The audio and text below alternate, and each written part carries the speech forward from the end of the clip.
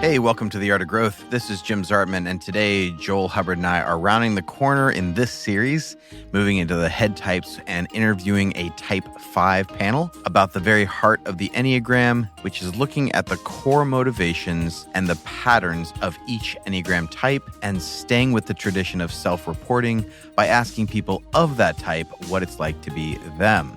If you are new here, you can find out all about us at theartofgrowth.org. There's a lot of great resources on that site, including blog, free Enneagram tests, instinct tests, a couple of helpful courses, and ways to schedule coaching sessions with us or contact us about training your organization to improve in emotional intelligence powered by the Enneagram.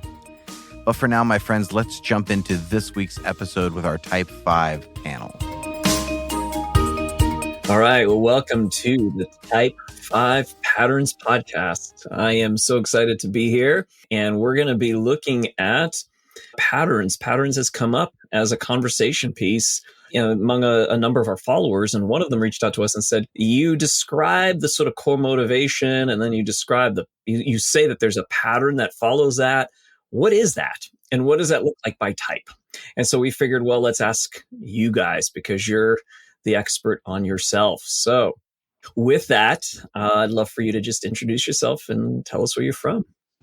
My name is Ahmad. I am originally from Richmond, Virginia. I live now in Rock Hill, South Carolina, which is a suburb of Charlotte, North Carolina. My name is Della. I live in Alberta, Canada. I'm Carrie Ann. It might be a bit of delay because I'm the other side of the world. I'm Melbourne, out of Melbourne in Perthbridge, Australia, if you can't tell by the accent.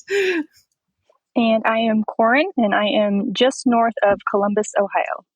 All right. Well, welcome to each of you. And let's begin by having you define the core motivation. And for all of our listeners out there, core motivation tends to be that one-line description of the type that goes something like a Type 5's core need is to be resourced, to feel like you have enough to meet a very demanding world. That tends to be roughly around how it's described. But we're talking about something that's hard to put language to. And so I'd love for each of you to put your own language to that core motivation. One of the things, I resonated with me, the core motivation of the 5 is to feel competent and to understand and be in control of my environment. I really pride myself on what I know and understanding what's around me and adding value to my environment by understanding and sharing that understanding with people. So, yeah, that really resonated with me. Okay. Thank you. I think for me, I'm always looking at the world through how much energy is something going to cost me? Will I have enough energy to do what's being asked of me? And do I have all of the information I need to get something done? So do I have all the knowledge? Yeah, I'd say for me, I need to be able to interpret the world correctly. And so I spend a lot of time making sure I analyze everything correctly, because then when it's correct, I'm relaxed. And it's like, that's cool. Okay, so mine's a little long-winded, but that's normal for me because I was struggling with the idea of core motivation. And I think the reason I was struggling is because it feels less like a core motivation and more like a perpetual internal conflict because my dominant instincts and the 5 feel like these opposing forces stirring all the time. The social and the sexual pushing out, and of course the 5 pulling in. So that desire of the instinct to connect with others, or not only try to discover the meaning and understanding of life, but to also share that with others, being vulnerable by any means, all of those things that would terrify the 5, that would absolutely deplete me. So the focus on remaining resourced and second guessing, basically, that instinctual push, that's what kind of feels like the constant pushing out and pulling in. So I feel as though my core desire has been born from a compromise between these two conflicting energies. So it's like this negotiated truce stating that if I do want to go out into this overwhelming world, then I can only do so when I'm fully capable and competent and prepared. Yeah. Wonderful. Well, I love it because there is variety in all of this. And we're trying to name something that's very difficult, as I said, to name. And it shows up in various different ways. So that's the thing, too, is I'm curious as to how it shows up, meaning like, what is the pattern? And that is sort of like some people call it the strategy. It seems to me like strategy involves too much planning and too much thought. And it seems like the pattern almost emerges without that. And it's sort of like this, what do I do to meet this core need? What do I need to gather up as a 5? So I'd love to hear from each of you. What do you perceive as your pattern? And if you can think back to, as early as you can, and maybe even mention when you could see it, functioning, whether it was your starting point or, further along down the road, but some point at which you started, you can look back and go, yep, I see that pattern. And I see what was going on there. I think back to as young as 4 years old, reading books, sitting in a room by myself, reading encyclopedias and dictionaries, reading these books called the Childcraft books that talked about like holidays, and it was like different volumes in the human body. And that made me feeling full of knowledge, feeling like the more I knew, the safer I would be. I didn't necessarily know how to translate it into reality, but just filling myself up with knowledge, that was the pattern. And even to this day, it's just like when I feel like I know I'm competent, I'm a social 5. I lead with a social instinct, and being the expert, being the go-to guy, being the guy that mentors people, being the guy that is dependable. Like, I feel like I have earned my place, so to speak. And so that has been a pattern throughout my life. Yeah. Wow. Thank you. I remember reading encyclopedias as a kid too. I think when I look back at patterns, it was just like excelling in school, like studying and memorizing stuff for tests to the point where I could recite everything in all the notes that I took for every class, and winning all of the awards as I was going through school. And that helped make me feel competent and capable. Yeah, it was just like a real desire to master whatever educational material that I was reading or doing. And yeah, those are my earliest memories. Yep, I'll put my hand up and say, yes, I read the encyclopedias too. Can join the club. It was a fond memory. That's okay.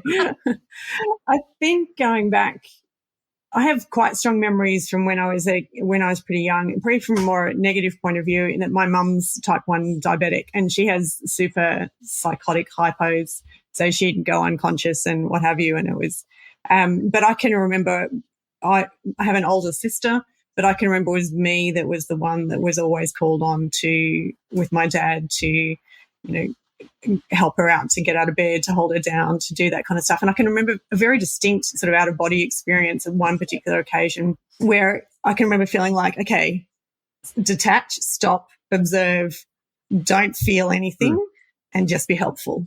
And, just help. That was it. I can remember that quite a visceral feeling of don't feel anything, just, so that detachment piece, I feel like, is a pattern that I learnt very early on, to step back, observe, then step in and do whatever you have to do. And I think that's stuck with me and keeps popping up as a theme. So I sort of feel like that's a pattern that kind of developed. And I'm gathering it developed from when I was a baby, because mum's always been diabetic. So I'm not quite sure when it's just my realization. Around 6 or 7, I can remember that kind of occurring. Yeah.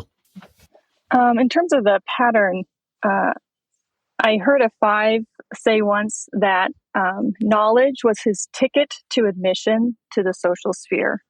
Like, as long as he had that, then he was allowed in. And I absolutely resonate with that. I do not feel equipped without that piece. However, what I think is important to clarify is that it doesn't feel the same as other types that feel they need to offer something in order to feel worthy. It's not enough to just gather and then offer out so that I'm accepted. I feel like I need to stockpile the knowledge because I don't even know how to function in the world without it. It's not just my ticket to admission, it's my instruction manual on how to even operate in an overwhelming world. And so when I say like accumulating knowledge, yes, it is absolutely as much books and courses and everything like that. But for me, it's also the isolating to process the emotions into thoughts, the observing before entering in. That's also knowledge for me. Like that is information that then helps me to feel more competent, to risk engaging in connection. I would say very early childhood, I think I recognized that I had this kind of observation skill.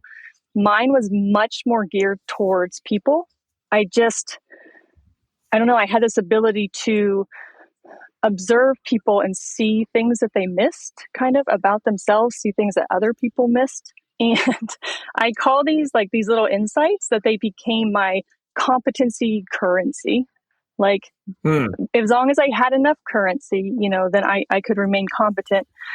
And with that, it's like, that's when I learned that positioning myself as like a wise observer of people meant that I could remain outside the relationship and remove any possibility of being overwhelmed emotionally. And I don't just mean like when I'm out in the world. I did this in every relationship that I had. So my earliest memory that I was thinking of for this is that when I was 7 years old, I remember watching my parents as they were going through the divorce. And it's like, I thought I was some, I don't know, old sage or something, that like I was just sitting there collecting, these observations. And it was just this way to completely disconnect from the actual, all that was occurring. So it's like I disconnected from the experience of the child entirely. And something within that is like it taught me that in order to withstand the pain that is out there in the world, like you're going to have to separate yourself emotionally, or it's just going to be far too overwhelming. The only other thing I was going to say is that from that point, then my pattern became learning more and more and stockpiling this competency around human behavior.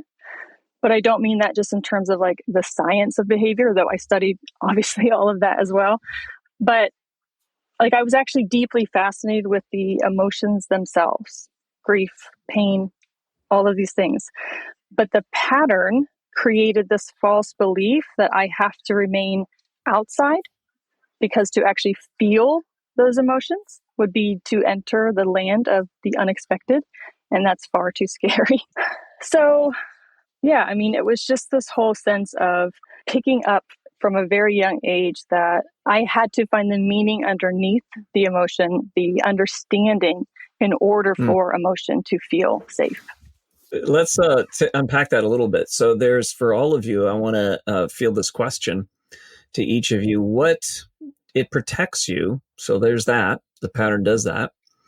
But what does it prevent from you? I mean, if you're standing back and you're observing, or you're able to process life in somewhat of an unengaged, position, what does it protect you? It protects you. We could hear clearly what it protects you from, but what is it also preventing? And did you come to a point where you realize that, like, oh, it's preventing something else from coming in to my life? Yeah, it protects me from the messiness of human interaction, where type 8s are known as people who control their environment. I think 5s do the same thing, but we just pull in and we kind of separate ourselves on the outside, where, okay, I'm perched above what's going on, the interactions and everything. So from above, if I separate myself, then I'm prepared to engage the way I want to engage when I want to engage. So, but it also prevents me from really connecting on a real human level, because life isn't about, like real life isn't managed emotions. It's just like interacting with people in a real way. It's not always logical. And so what it prevents me from sometimes is just relating to people in a real way, on a real level, in real time. You know, it's always this detachment where I'm just like so above the emotions. I'm so above what other people are doing, the foolishness of people's lack of control of their emotions. So, but it prevents me from connecting with people in a real way and not on my own terms. I think I've always had the ability to make somebody feel that I'm very, very interested in what they've got to say, because I can get you to tell me everything about yourself and tell you nothing about myself at the same time. And it's a skill, but yeah, it does prevent like a real relationship from developing. But at the same time, it gives me time to develop that relationship. I can't just launch into a relationship with somebody. I have to know you. Yeah. And it's kind of maybe my approach to like conversations with people I don't know, it's kind of like digging for information so then I can figure out how to relate to you in a safe way. So it's kind of like the development of my relationships are delayed. Yeah. Well, I love the fact that you're bringing out the positives too of this pattern, because that's the thing we've been saying, is that there's the pattern itself is not the problem. There's some real good stuff to it, and it does help. I mean, you've listed some of them. Your ability to really make people feel like you're interested in them, you know, and ask great questions, and also to manage energy, which many of us other types need to learn how to do better, is to preserve some of that rather than, you know, than wasting it. So there's so much good to this pattern, much more than even what I'm saying here. But I like also how you're describing that there is also points at which it does prevent that real connection in real time. Yeah, I was just going to add pretty a bit along the same lines there. Like the pattern stops me feeling the bad emotions, but it's super good at stopping me feeling the good emotions as well. So I can just tend to be, you know, it's a bit of a joke in the household that I'm referred to as a bit of a, you know, Borg character from Star Trek, you know, no emotions, you know, like, because it just, the filter is all logic, you know, obviously has those benefits that you do protect yourself from feeling. You can analyze it later and then you can re-enter when you want to and what have you. But it also stops me from engaging in the spontaneous sort of fun, the high emotions, the good stuff. Like I feel myself pull back even when there's the potential for really high emotions of any sort. And so it's like, crap, I'm going to miss out on the fun stuff. And so I have to catch myself and just remove myself from the room, have a bit of a word to myself and go, hold on a minute, good opportunity, you know, drop the guard and re-enter back, because it's just, I can miss out on all the good stuff because I want everything to be just so neutral. It's a little bit disturbing. I also agree with in terms of like, I can get, if I engage with anybody, I can get them to divulge everything. Like it's like I can get this really weird connection. People will go, oh my goodness, I've just shared my whole life story. I do have the other side that I then overshare as well. So then I then download, but the flow and effect from that, so there's a great connection, but the flow and effect is I then spend the next 5 days analysing what the hell I've said and going, oh my goodness, you know, like I said, that, and I can't correct it and I didn't control it and I didn't kind of package it the way I wanted to, and I questioned certainly my knowledge base, you know, like how much did I step over the boundary here, there, and, you know, so I can kind of tend to stuff myself up because I really like the one-on-one connection. So that's a really important part in my world, but I can feel like I stuff it up. And so I spend a lot of time post-processing the match. Yeah. So. Well, I have pages and pages of what is wonderful about this pattern. But in terms of what has not been so fun, much to my surprise, I discovered that I am not nearly as emotional as I believed myself to be. And I think that was kind of the exact intent of the pattern, right? To disguise this point that you know, that this was a defense and life doesn't really care and offers wonderful moments of painful awareness. And what I realized is that I was using, my deep insight and wisdom as an incredible disguise that hid that I'm not truly emotionally connecting with people. Mm-hmm. And to sit in the reality that I moved myself to that place of the sage, not only to be able to offer wisdom, but as a pretty conniving way to ensure that we both move out of the space of emotionality. And if we're talking about what's going on with you, if we're talking about your emotions and we're finding meaning and understanding about your emotions, we're not sitting in your emotions. And I truly was pretty blind that I was doing that. So that became very painful to acknowledge within myself. The other place that I would say that was incredibly hard in relationships, and a couple people have used this phrase, and I found that it came up in my writing as well, is this real time, like the concept of responding in real time or being emotional in real time, like is a huge thing, especially in relationships, because the withdrawing, right, the pulling back in order to process makes us look cold, makes us look, like some robot and just, unfeeling, when that is not at all what I'm feeling inside. And honestly, I don't even feel like I have an issue with emotions.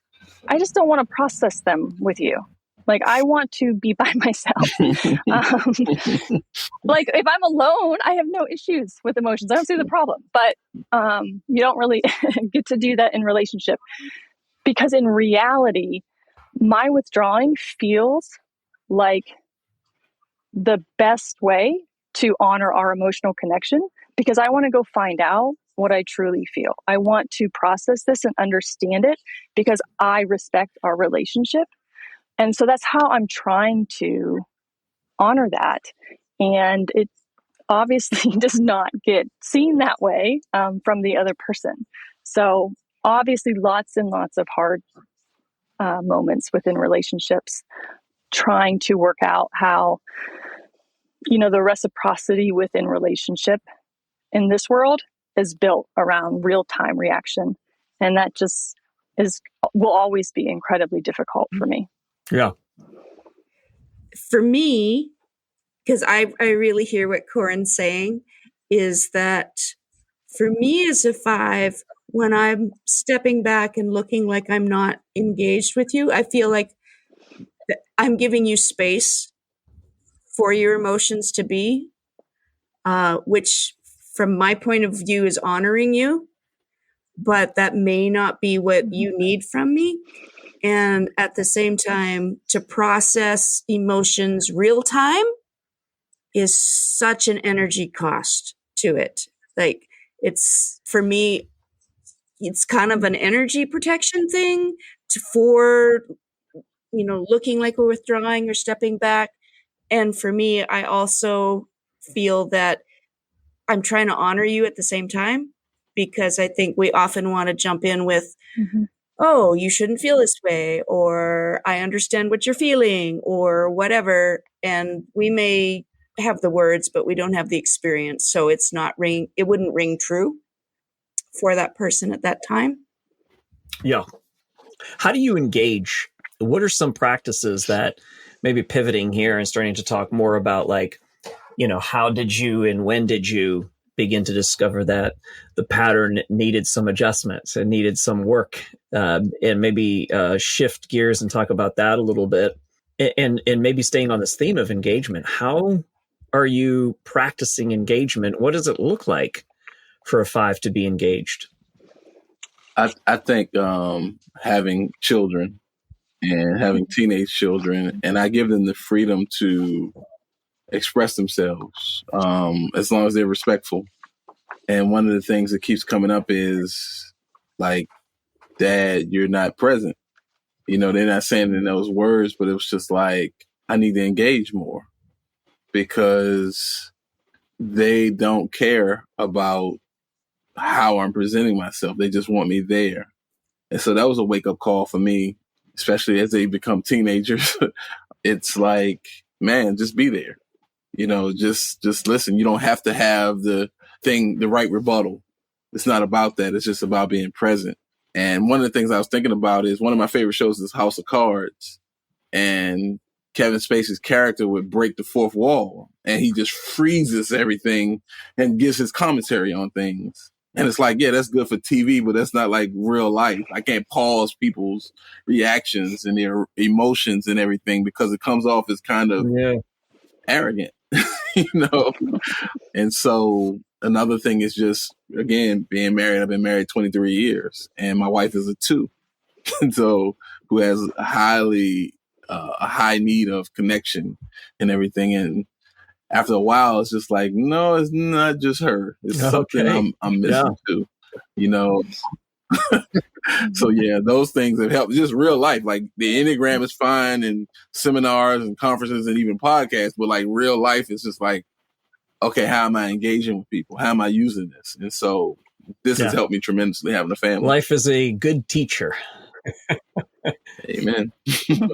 I would think, or I'd like to say that I didn't really realize I had a problem or that my communication style or lack of communication style was a problem. I thought, wow, you're just different than me, but okay.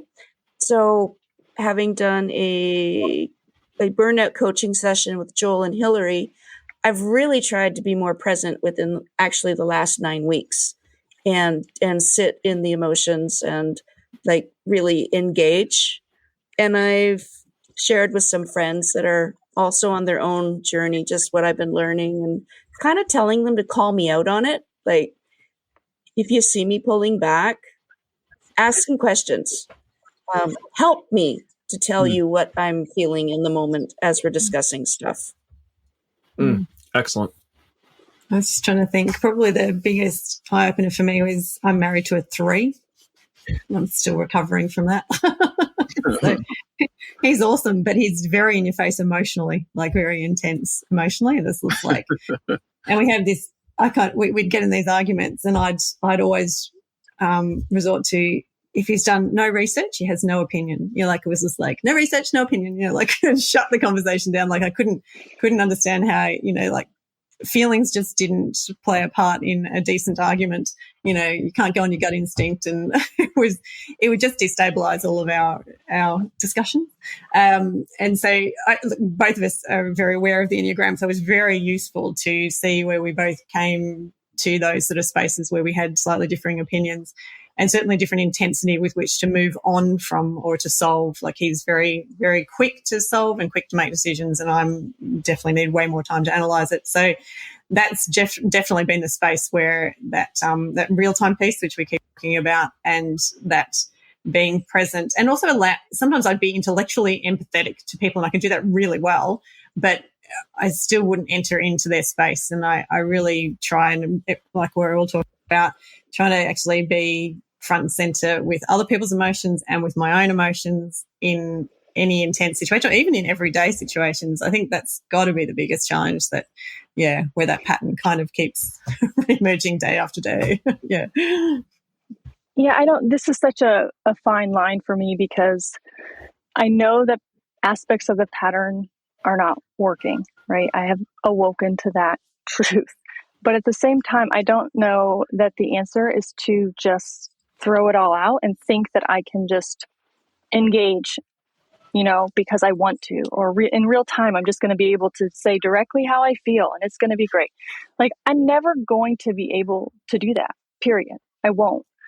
I think that for me, the breaking of the pattern is to let go of the shame around the way that I connect. I think the way that I connect still has value.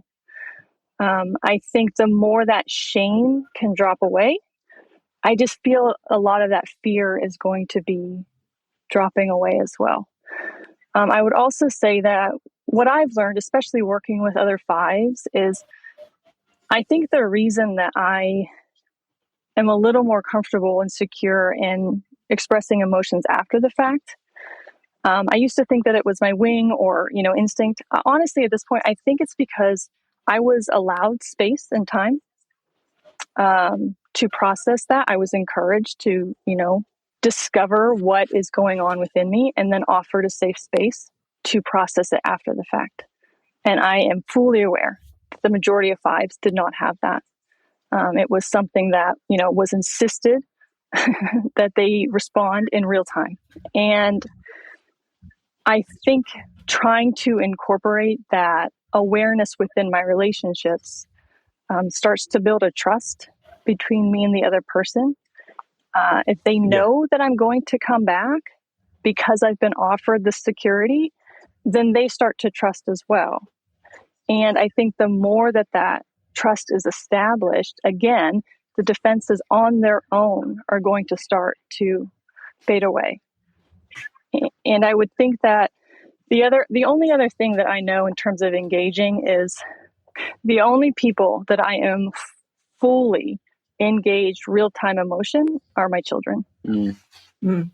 Yeah. I and they're still, relatively young, but something about that relationship, that part of me comes out.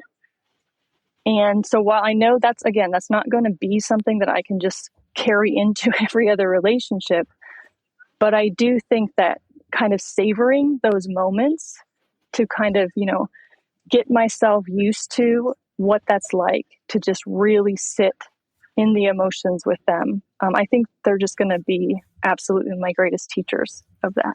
Yeah. Yeah, I love that. And I appreciate the fact that we are, and this is why I coach types on, is I say, you're never not going to be this type. It's, it's good to make peace with that and to love your type, to love who you are. And I think what you're describing is beautiful, because I think as we're loved and as we give ourselves to love, that it does relax the defenses, the hard edges to our type. And what you have with your children, what a lot of us have with someone in our life, is that we can be authentically who we are and a little less guarded. And so that's when you can see some other sides of us. You can see us a bit more in that, that whole self. So that's something that I appreciate and welcome as part of the journey here is we step into more of who we are. And part of it is how we do relationship is by communicating a little bit of that, right? So you could imagine like saying, could you give me some time? I don't answer things immediately. That's just like saying that takes a lot out of the air, and folks can just, I get it. No worries. But that's a part of it is self-awareness, to be able to say, like, prior to knowing you're a 5, you think, like you were saying, Della, it's like, I didn't know that I had a problem, right? Because everybody else is somewhat of an aberration of us as in our minds, at least that's how we might perceive it. And, but having that awareness of like, I answer more slowly and I don't make stuff up. So I'm not going to make something up simply because people want me to make something up. And, Amen. Yes. I also am not prone to reactions, and I don't like being goaded into a reaction. So I'm going to resist that. And if anything, I'm going to shut down even more if you try to provoke a reaction out of me. Right? So all of this stuff you start to become aware of that creates this defense that other people pick up on and feel. And that, I think, is a big step forward. So let me turn it back to you as we start to wrap up our time together. And just any final thoughts from each of you on anything that we've discussed that you might say, now that you give me a minute, there's something I did want to say that I didn't get a chance to say earlier. I was just going to add into just that little bit you said then. For years, I used to always think I was kind of like a little bit defective, that I wouldn't answer phone calls or emails or anything like that. Like I just would want, and it's like, that's the way society expects you to be, like that's like, no, I can't do it. Whereas I love, answering things like 12 hours after I've gotten the message because I've had 12 hours to think about it. Now everybody knows that's how I operate, and it's perfect. Yeah, I have to tell myself to be present. I literally, in the middle of conversations and people are talking to me, I have to say to myself, stay present. Don't check out. Because my commentary starts to run. You remember the movies, the DVD, you would watch like the director's commentary. Well, I would. I'm a 5, of course, right? So watching the movies just not enough, right? So I got to hear what the director, their mindset and everything. But I would love to, but it was just like, I'm aware now that my commentary can actually override what's being said to me.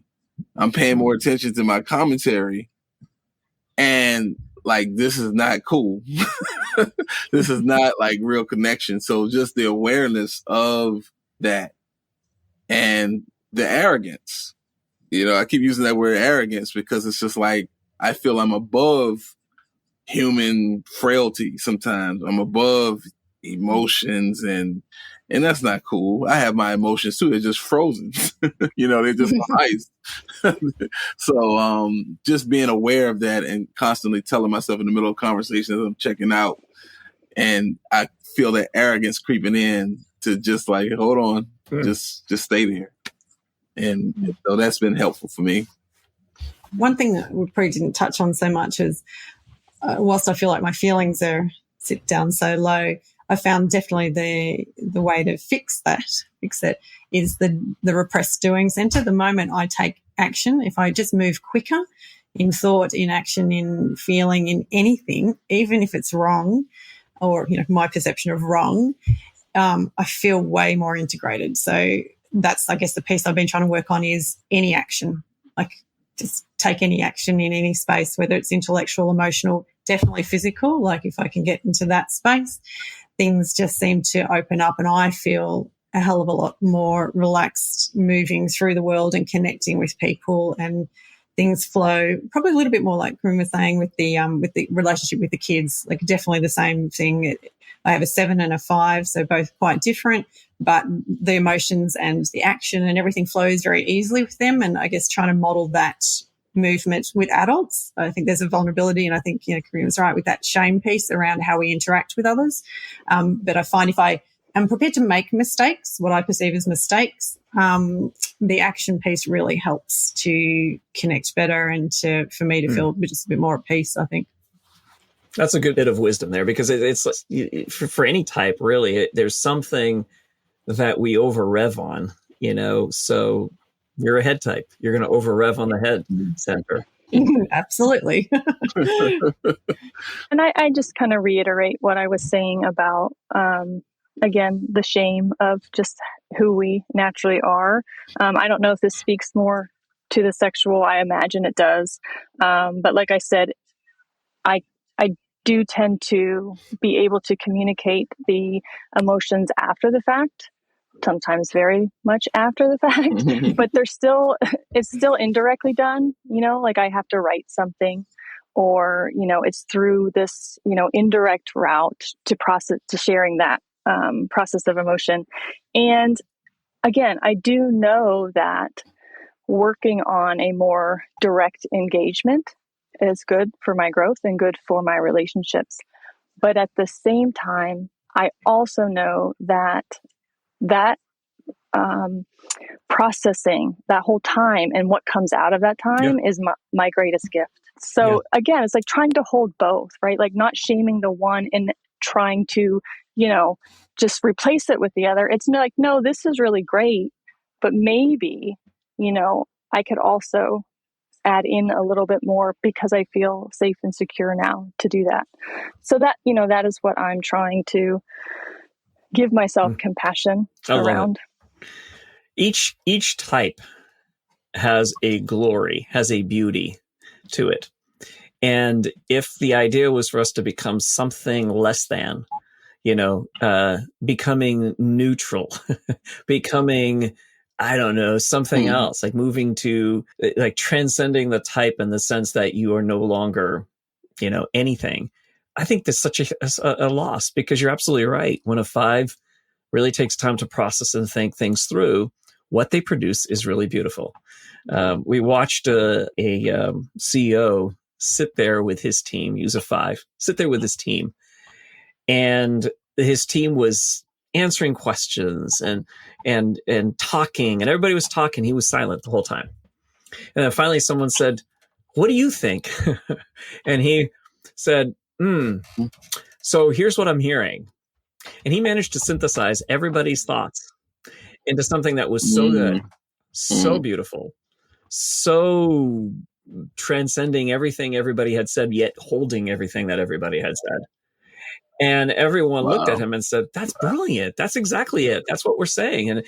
And he said, honestly, I didn't think I wasn't even going to say anything.